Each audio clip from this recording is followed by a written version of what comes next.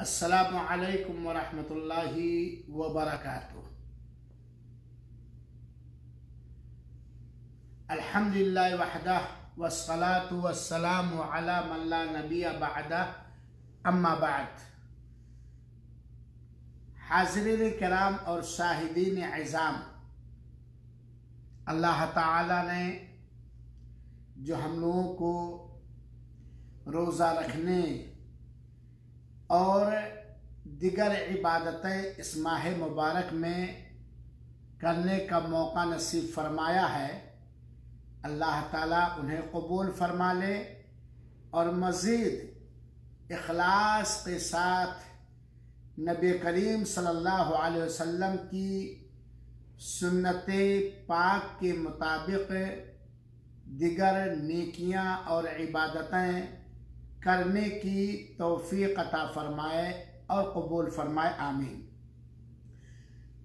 कल के दर्स में मैंने आप लोगों को बहुत ही मुख्तसर अंदाज में सहरी के ताल्लुक़ से बतलाने की कोशिश की थी और आज मैं बहुत ही इख्तिसार के साथ इफ्तार के ताल्लुक़ से चंद निहायत मुफीद और अहम बातें बतलाना चाहता हूँ, इस उम्मीद और गुजारिश के साथ कि आप सारे लोग निहायत संजीदगी और गौर से सुनेंगे और उस पर अमल करेंगे। और अगर कोई सवाल होगा तो कमेंट में जा कर के लिख देंगे, इंशाअल्लाह अज़ीज़ मैं कल उसका जवाब दे दूंगा। मेरे भाइयों और साथियों, इफ्तार यकीनन इफ्तार में सुन्नत बल्कि फर्ज और वाजिब यह है कि जैसे ही दिन डूब जाए फौरन हमें इफ्तार करना चाहिए। जैसे ही दिन डूब जाए फौरन हमें इफ्तार करना चाहिए, क्योंकि अल्लाह के रसूल अकरम सल्लल्लाहु अलैहि वसल्लम ने इसकी तरफ ध्यान दिलाया है। वो इस तरीके से बात आगे भी आ रही है कि देखिए, रोजा दिन में है, अल्लाह ताला ने रोजा रखने का हुक्म दिया है सुबह सादिक से लेकर के रात तक। तुम अतिमुस क़ियामा इलल लैल, तुम अपने रोजे को रात तक पूरा करो और सूरज डूबते ही रात आ जाती है। चुनाचे सूरज डूबते ही इफ्तार करना सिर्फ सुन्नत नहीं है बल्कि वाजिब है, क्योंकि रात में रोजा नहीं है बल्कि दिन में है। जैसा कि बुखारी शरीफ और मुस्लिम शरीफ की रिवायत है, हजरत उमर बिन अल-खत्ताब रज़ियल्लाहु ताला अन्हु बयान फरमाते हैं कि अल्लाह के रसूल अकरम सल्लल्लाहु अलैहि वसल्लम ने फरमाया, इज़ा रअयतुम अल-लैला अक़बला मिन हुना व हुना व अदबरा अन-नहार मिन हुना व ग़रबत अश-शम्स फ़क़द अफ़तरा as-साइम। जब तुम देखो कि रात इधर से आ गई और दिन उधर से चला गया तो और सूरज डूब गया तो फौरन तुम इफ्तार कर लो, या लोग इफ्तार कर लेते हैं। तो चुनाचे इफ्तार बिल्कुल सूरज डूबते ही करना है। अब हमारे मुल्कों में जो सहर और इफ्तार के कैलेंडर निकालते हैं उसमें जो 5 मिनट लिखते हैं कि इफ्तार का वक्त यह है 5 मिनट एहतियात, ये सही नहीं है, क्योंकि जब सूरज डूब गया अब उसके बाद 5 मिनट जो एहतियात करते हैं आप, वो रात में रोजा रखते हैं और रात में रोजा रखना सही नहीं है। तो इफ्तार में सूरज डूबते ही इफ्तार करना है। यहां तक कि अगर कोई आदमी किसी ऐसी जगह पर है कि उसके पास इफ्तार करने के लिए कोई हलाल और जायज चीज नहीं है, दिन डूब गया तो डूबते ही वो इफ्तार करने की नियत कर लेगा और उसके रोजे का इफ्तार हो जाएगा, क्योंकि रात में रोजा रखना ये मना किया गया है। तो ये हुआ इफ्तार करने का वक्त। दूसरी बात, इफ्तार के ताल्लुक से इफ्तार करने में जल्दी करने की तालीम दी गई, हुक्म दिया गया है। जल्दी करने का मतलब है कतान आप लोग ये ना समझिएगा कि इफ्तारी में जो चीज हाजिर है उसे उठा करके जल्दी जल्दी खा लेना। इफ्तार में जल्दी करने का मतलब ये कि जैसे ही सूरज डूब जाए फौरन इफ्तार करो और रोजा खोलने में, इफ्तार करने में ताखीर न करो, क्योंकि सहल इब्न सअद रज़ी अल्लाह ताला अन्हु की रिवायत है, अल्लाह के रसूल अकरम सल्लल्लाहु अलैहि वसल्लम ने फरमाया, और यह मुत्तफक अलैह रिवायत है, सही बुखारी और सही मुस्लिम की रिवायत है, अल्लाह के रसूल अकरम सल्लल्लाहु अलैहि वसल्लम फरमाया, ला यज़ालु अन्नास बिखैरिन मा अज्जलुल इफ्तार, लोग उस वक्त तक खैर और भलाई में रहेंगे जब तक इफ्तार करने में जल्दी करते रहेंगे। गोया वक्त सूरज के डूबते ही इफ्तार करने में जल्दी करना ये अपने लिए खैर और भलाई को दावत देना है। इस हदीस पाक से भी ये बात मालूम हुई कि जैसे ही सूरज के डूब जाने का यकीन हो जाए, कंफर्म हो जाए, और पूरे साल देखते हैं अल्हम्दुलिल्लाह तो कैलेंडर रहता है, कैलेंडर के हिसाब से तो फौरन इफ्तार कर लेना चाहिए। जैसे ही रात अपना घूंघट संवारे, दिन डूबे, फौरन ही हमें इफ्तार कर लेना चाहिए, क्योंकि अल्लाह के रसूल अकरम सल्लल्लाहु अलैहि वसल्लम ने फरमाया है कि लोग उस वक्त तक खैर भलाई में रहेंगे जब तक इफ्तार करने में जल्दी करेंगे। बल्कि एक रिवायत के अंदर, और वो रिवायत अबू दाऊद की है, सुनन अबी दाऊद की है, और अल्लामा अलबानी रहमतुल्लाह अलैह ने सही सुनन अबी दाऊद के अंदर उस रिवायत को हसन करार दिया है। देखिए, इफ्तार में जल्दी का मतलब ये कि दिन डूबते ही इफ्तार करना। अल्लाह के रसूल अकरम सल्लल्लाहु अलैहि वसल्लम बयान करते हैं, ला यज़ालुद्दीन दाहिरन मा अज्जलन नासु अल-फित्रा, दीन उस वक्त गालिब रहेगा, बुलंद रहेगा जब तक लोग इफ्तार करने में जल्दी करेंगे। लिअन्नल यहूद व नसारा युअख्खिरून, क्योंकि यहूदी लोग और नसरानी लोग इफ्तार करने में ताखीर करते हैं। वो 5 मिनट 10 मिनट एहतियात रखते हैं, वो देखते हैं कि एकदम अंधेरा हाथ दिखता कि नहीं दिखता। अब मेरे भाइयों, इस रिवायत जो सुनने अबी दाऊद की रिवायत है, जिसे मुहद्दिसीन ने हसन करार दिया है, इस रिवायत की रोशनी में तो अगर ये कहा जाए कि हमारे मुल्कों में जो कैलेंडरों के अंदर 5 मिनट एहतियाती रखते हैं, वो रखना यहूदियों और नसरानियों की रविश है, नहीं। हाँ, एक मुसलमान शक पर जिंदगी नहीं गुजारता, एक मुसलमान यकीन पर जिंदगी गुजारता। सूरज डूबा, फौरन इफ्तार करना है, उसमें एहतियाती या देर करना कोई गुंजाइश नहीं है। और इसी तरीके से बहुत सारी रिवायतें इफ्तार में जल्दी करने के बारे में हैं। और सहरी में जैसा कि मैंने बतलाया था कि सहरी में ताखीर करेंगे और इफ्तार में जल्दी करेंगे। इफ्तार के ताल्लुक से एक बात और जान लीजिए, इफ्तार के ताल्लुक से एक बात और जान लीजिए। लोग अक्सर पूछते हैं कि इफ्तार के वक्त की दुआ क्या है। मेरे मुसलमान भाइयों साथियों, इफ्तार क्या है? कोई चीज रोजे को खोलने के लिए, तोड़ने के लिए खाना, चाहे खजूर हो या पानी, कोई भी चीज। और आप जानते हैं कि अल्लाह के रसूल अकरम सल्लल्लाहु अलैहि वसल्लम ने हर खाने पीने के वक्त बिस्मिल्लाह कहने का हुक्म दिया है। खाना खाना हो तो बिस्मिल्लाह, पीना हो तो बिस्मिल्लाह, और कोई चीज उठाना हो तो बिस्मिल्लाह, कोई चीज लेना हो तो बिस्मिल्लाह, वगैरह वगैरह। तो इफ्तार के वक्त की दुआ, यानी क्या पढ़ करके इफ्तार करेंगे, वो दुआ है बिस्मिल्लाह।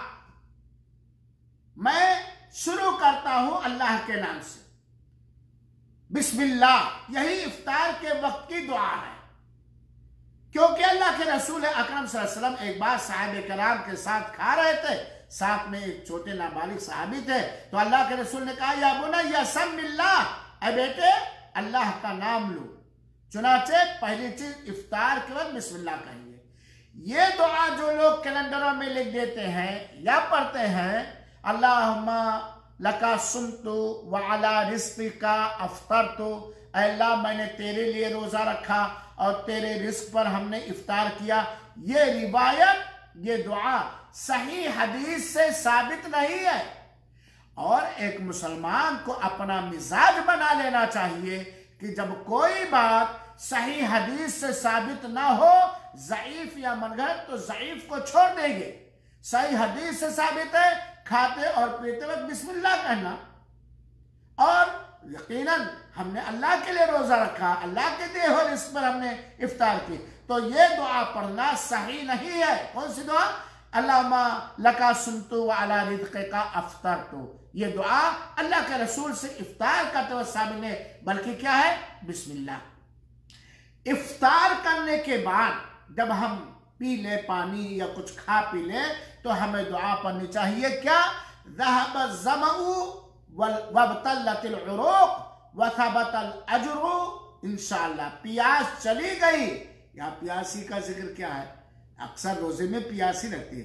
अजर रंगाई तर हो गई और अजर साबित होगा।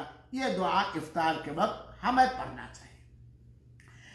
इफ्तार के अंदर एक और बात का खास ख्याल रखना चाहिए, और वो बात एक तो सुन्नत भी है, एक इलाज भी है और एक हिकमत भी है। आप जानते हैं कि अल्लाह के रसूल अकरम सल्लल्लाहु अलैहि वसल्लम की तरबियत अल्लाह ताला ने की थी, और अल्लाह ताला अपने बंदों पर बड़ा शफीक और मेहरबान है। इसलिए हर वो चीज जिसके अंदर बंदों के लिए रहमत है, शफकत है, फायदा है, इलाज है, खुशी है, मसरत और शादमानी है, जिस्मानी ईमानी ताकत है, उसी चीज को अल्लाह ताला ने खास तौर पे रोजे के अंदर इस्तेमाल करने की रहनुमाई फरमाई। अगर तौफीक हो तो इफ्तार रतब खजूर से करना चाहिए। रतब यानी ढेसर खजूर, अध कच्चा। यह तो सारी दुनिया में नहीं है, और इस वक्त यहां सऊदी अरब के अंदर भी नहीं है, क्योंकि भी खजूर में फूल आ रहा है, लेकिन जो लोग स्टार्ट किए होंगे करें। रतब खजूर से करना चाहिए। और अगर रतब खजूर, अधकचरा खजूर नहीं है, तो हमें इफ्तार खजूर से करना चाहिए। इफ्तार खजूर से करना चाहिए। एक चीज तो कि ये सुन्नत रसूल अकरम सल्लल्लाहु अलैहि वसल्लम है। अल्लाह के रसूल अकरम सल्लल्लाहु अलैहि वसल्लम रतब खजूर से इफ्तार करते थे, या सूखी खजूर से, और नहीं तो पानी के घूंट से। अगर खजूर नहीं है तो छुहारा हमारे यहां मौजूद है, वो भी खजूर की एक किस्म है। और मेरे भाइयों साथियों, इसके अंदर एक तो सुन्नत है। अगर यकीनन शुगर का मरीज भी आधी खजूर खा करके इफ्तार करे, उसका शुगर नहीं बढ़ेगा, इंशाल्लाह बढ़ेगा, लेकिन कंट्रोल हो जाएगा। तो खजूर खरीद लीजिए, और रतब खजूर ना मिले तो सूखी खजूर और सूखा छुहारा ये इफ्तार में इस्तेमाल कीजिए। आदत बना लीजिए, सामने दस्तरखान पर रख लीजिए, क्योंकि आदमी जब दिन भर भूखा रहता है तो उसके बॉडी में जितना शक्कर चाहिए वो कम हो जाता है, और खजूर में काफी शक्कर और शुगर होता है, और खजूर जल्दी हजम हो जाता है, जल्दी हजम हो जाता है, जिसम में पिघल जाता है। उसके बजाय आप रोटी खाइए, चावल खाइए, इतना जल्दी हजम नहीं होता। हजम होते होते वो कवर करता है, बहुत जल्दी निजात हो जाता है, निजात। तो मेरे भाइयों, खजूर इफ्तार में रखिए, और ये आसान है। अब तो अल्हम्दुलिल्लाह हर दुनिया में बिक रहा है।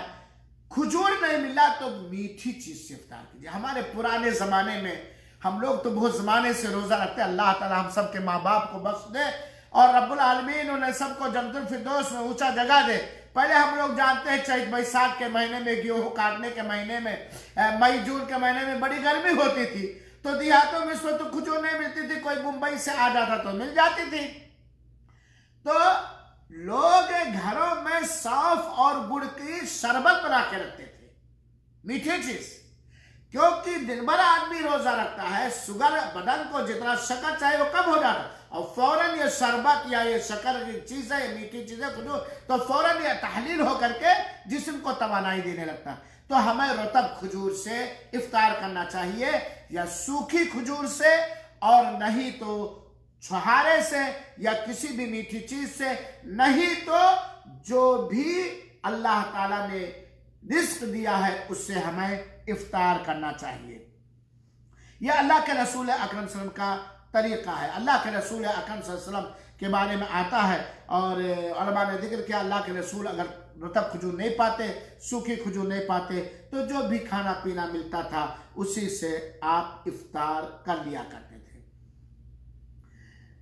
एक चीज और जान लीजिए इफ्तार के ताल्लुक से, मेरे भाइयों साथियों, शायद आप लोगों ने सीखा और जाना है कि रमजान मुबारक के वक्त रोजे की हालत में बंदा जब तक रोजे की हालत में होता है, अल्लाह ताला उसकी दुआओं को कबूल करता है। और बाज़ रिवायतों से पता चलता है कि इफ्तार के वक्त दुआएं और कबूल होती हैं। अल्लाह के रसूल ने फरमाया, दावतुस साइम ला युरद, रोजेदार की दावत दुआ रद्द नहीं की जाती।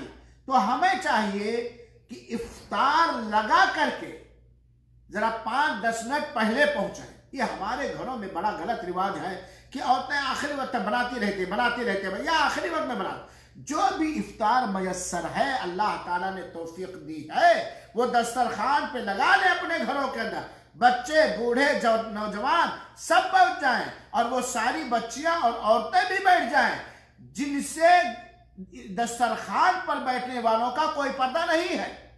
जैसे मैं हुआ, हमारी बच्चियां हो गई, हमारे बेटे हो गए, हमारी बहू हो गई, हमारी भांजी हो गई, हमारे भतीजियां हो गई, जिनसे पर्दा नहीं, सबको एक दस्तरखान पे बैठना चाहिए। और अगर ये नहीं है तो कम से कम औरतें अलग दस्तरखान पे बैठ जाए, और अगर पर्दे वाले लोग हैं जिससे पर्दा करना है तो वो अलग लोग पहले 10 मिनट पहले बैठ जाए। और इफ्तार के वक्त बातचीत के बजाय ये लाओ वो लाओ, ये रखो रखो के बजाय हमें कसरत से दुआ करनी चाहिए, क्योंकि बाज़ रिवायतों से पता चलता है इफ्तार के वक्त दुआ कबूल हो जाती है।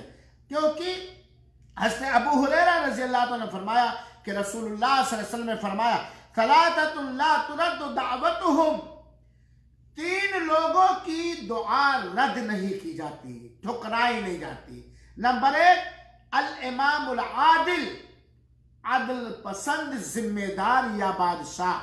नंबर 2 अस्साइम हत्ता युफ्तिर, रोजेदार यहां तक कि वो इफ्तार कर ले। सुबह सादिक से लेकर के सूरज के डूब जाने तक रोजेदार जो इखलास नीयत के साथ दुआ करता है उसकी दुआ कबूल। कोरोना वायरस से हम लोग परेशान हैं, फक्र फाका से हम लोग परेशान हैं, मौसम में अल्लाह ताला कभी बारिश ला रहा है, कभी पत्थर, कल तुलसीपुर में पत्थर गिरा वगैरह वगैरह, बीमारियों से हम लोग परेशान है, खासतौर पर कोरोना वायरस। मेरे भाई, और रमजान में हम लोग सच्चे दिल से अल्लाह ताला से लो लगा करके दुआ करें और इफ्तार रोजेदार की दुआ कबूल में। और एक रिवायत में हीना युफ्तिर, जिस वक्त रोजेदार दुआ करता पूरे रोजे की हालत में, और खासतौर पर जिस वक्त रोजेदार इफ्तार करता है उस वक्त दुआ कबूल होती। वह दावतुल मजलूम है, और मजलूम की दुआ रद्द नहीं होती। अल्लाह ताला उसे बदनियों के ऊपर से अल्लाह ताला आसमान पे पहुंच देता है और आसमान के दरवाजे खुल जाते हैं। तो इन सारी रिवायतों से, और ये रिवायत इब्न माजा की है, इब्न माजा की रिवायत है, और अल्लामा अलबानी रहमतुल्लाह अलैह ने इस रिवायत को सही कहा है। अल्लामा अलबानी रहमतुल्लाह अलैह ने इस रिवायत को सही करार दिया है, रिवायत सही। गोया मालूम हुआ कि इफ्तार के वक्त हमें किबला बेहतर है कि किबला रुख होकर के, बावजूद होकर के इफ्तार करें, किबला रुख हो जाए, क्योंकि किबला रुख दुआओं के कबूल के, दुआओं के आदाब में से किबला रुख हो जाए, और लिल्लाह फिल्लाह दिल को हाजिर करके पहले अल्लाह की तारीफ करें, नबी पर दुरूद भेजे, फिर जो मांगना है इफ्तार के वक्त हम मांगे, हमें इससे फायदा होगा और हमारी दुआएं कबूल होगी। अल्लाह के रसूल अकरम सल्लल्लाहु अलैहि वसल्लम की बहुत सारी रिवायतों से पता चलता है कि इमाम आदिल की दुआ, रोजेदार की दुआ, इफ्तार के वक्त की दुआ और मजलूम की दुआ रद्द नहीं होती। मेरे भाइयों साथियों, इसी तरीके से इफ्तार के ताल्लुक से एक बहुत अहम चीज जिससे अक्सर लोग गाफिल रहते हैं, वो ये है इफ्तार कराना रोजेदारों को इफ्तार कराना, मुसलमान रोजेदारों को इफ्तार कराना, ये वो अमल है जो अल्लाह ताला को बहुत ही ज्यादा महबूब और पसंदीदा है।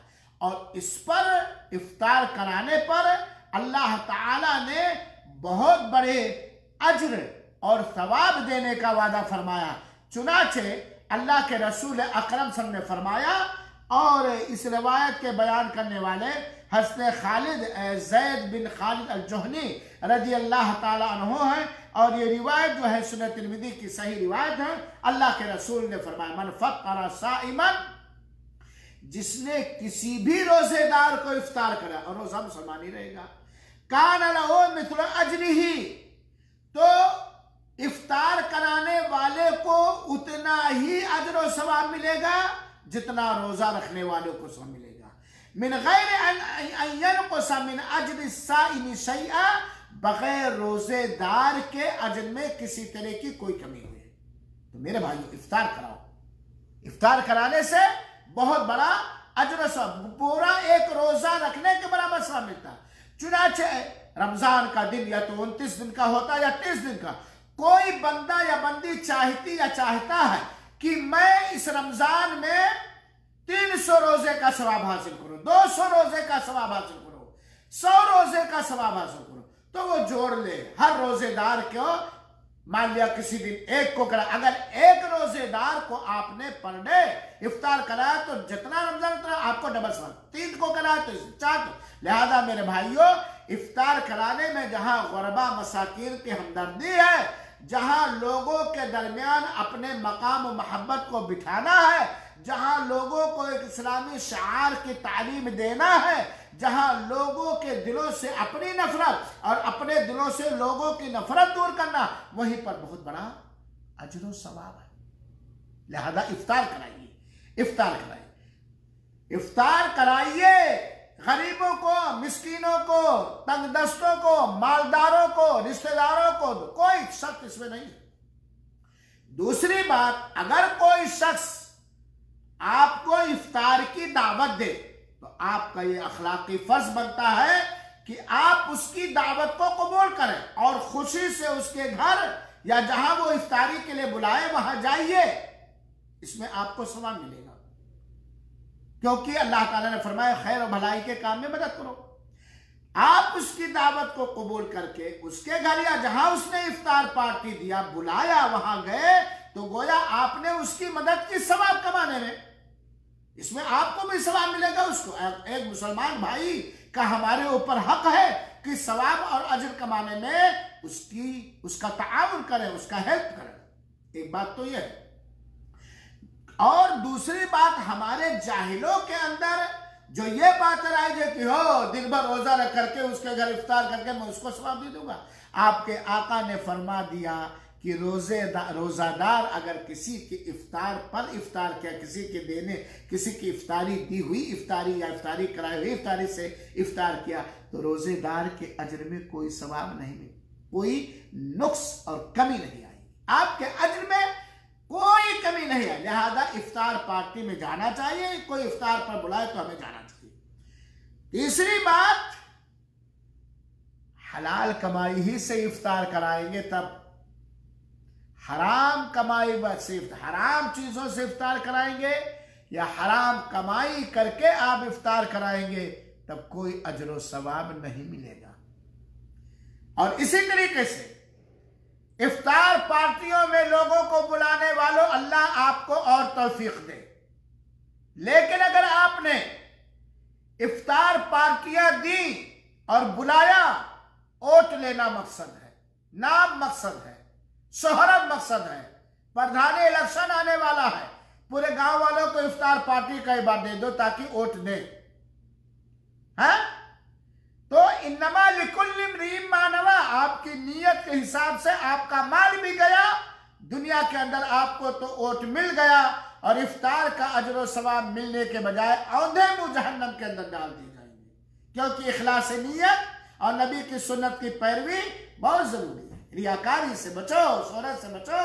लिहाजा इफ्तार कराओ, हलाल कमाई से कराओ, किसी को भी कराओ, और ज्यादा से ज्यादा अजर व सवाब हासिल करो। इफ्तार के ताल्लुक से, इफ्तार कराने के ताल्लुक से एक बात और याद रखिए, वैसे आदमी इफ्तार कराने में जितनी ताकत रखता है, जिस नौइयत की ताकत रखता है, उतने से वो इफ्तार कराएगा और उसकी नीयत के हिसाब से, उसकी ताकत के हिसाब से उसे इफ्तार कराने का सवाब मिला। मान लिया एक गिलास पानी, एक खजूरी देने की ताकत अल्लाह जानता है, हमारे पास कितना खिलाने की ताकत है, हमारी नीयत है, हमारी ताकत के साथ। लेकिन होना ये चाहिए इफ्तार कराने में उस वक्त एक रोजेदार को जितने पानी और जितने खाने की जरूरत है उतना दें, यानी फुल पेट, यही बेहतर है। अल्लामा इब्न उथैमीन रहमतुल्लाह अलैह नहीं मानते। अब आदमी के पास फुल पेट कराने की ताकत नहीं है, सफर में है, गाड़ी से इफ्तार बांट रहा है, तो दूसरी बात, वहां भी अगर पूरा दे तो बेहतर है, वरना फुल पेट इफ्तार कराना चाहिए। और वह मेहमान है, रोजेदार इफ्तार करने वाला वो मेहमान, इज्जत के साथ, एहतराम के साथ इफ्तार कराना चाहिए और फुल पेट इफ्तार कराना चाहिए। जिस वक्त उस वक्त इफ्तार के बाद जितना रोजेदार को पानी की जरूरत है, शरबत की जरूरत है, खाने और पीने के सामान की जरूरत है, उतना देना चाहिए। ये खाली याद रखें। अब हमारे यहाँ जो एक रिवाज है, फला मियाँ साहब के यहाँ खाना दियो, अगर आप आम खाना दे रहे हैं तो कोई बात नहीं, लेकिन अगर आप इफ्तारी दे रहे हैं तो मियाँ साहब को या खान साहब को या पड़ोसी साहब को पहले बतला दे, भाई आज आप लोग इफ्तार ना तैयार करना, मैं आपके घर इफ्तारी पहुंचाऊंगा, ताकि वो बेचारे इफ्तार के वजह तैयार करने में मशगूल है, उनका वक्त भी बचा रहे। और ऐसा भी नहीं कि वो भी बना ले आप भी बना ले तो खाना जानवरों के पास जाए। लिहाजा ये इस्लामी तरीका ज्यादा अच्छा और बेहतर है। लिहाजा मेरे भाइयों, ये चीज इफ्तार के ताल्लुक से हमें और आपको याद रखना चाहिए। और इफ्तार के अंदर, मैं बात को खत्म कर रहा हूं, इफ्तार के अंदर आदमी अपनी ताकत के हिसाब से इखलास नीयत के साथ, इखलास नीयत के साथ जिस अच्छे अंदाज से कर सकता है, अच्छे अंदाज से करे, लेकिन हलाल कमाई से, और रियाकारी और शोहरत तलबी और नामवरी ना हो। क्योंकि अच्छा खाना, अच्छा खिलाना यह अच्छी चीज है, मेहमान नवाजी अच्छे अंदाज से करना अच्छी चीज है। एक आखिरी बात कह करके मैं बात को खत्म कर रहा हूं इफ्तार के ताल्लुक से, कि आज के लोग बहुत सारे ऐसे हैं जो अपने आप को बड़े नेक और मुखलिस और दियानतदार समझते हैं, और दीगर नेक अमल करने वालों को रियाकार, मक्कार, फराबी और मानने नहीं कहते हैं। यानी अगर कोई शख्स इफ्तार करा रहा है तो हमें क्या कोई इख्तियार की वो रियाकारी कर रहा है, दिखावा कर रहा है, नाम रोशन करने के लिए कर रहा, वोट लेने के कर रहा? कौन होते हैं हम किसी की नीयत पर हमला करने वाले? कौन होते हैं हम किसी की अंदरूनी चीज पर जज्बन देने वाले?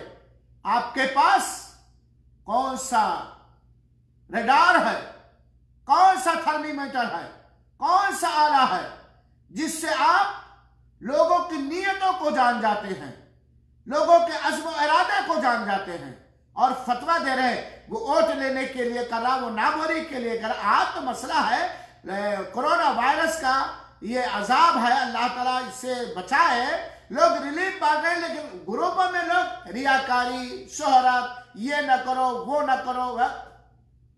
मेरे भाइयों, कोई इफ्तार करा रहा तो उसके बारे में अच्छा गुमान रखें, उसके लिए बरकत की दुआ करें, उस पर रश्क करें, हसद और नफरत ना करें, रश्क करें यकीनन कि ऐ अल्लाह, अगर तू भी मुझे माल दिया होता तो मैं तुझको राजी करने के लिए रोजे के इफ्तार का सवाब हासिल कर, मैं भी तो आपको भी सवाब मिलेगा।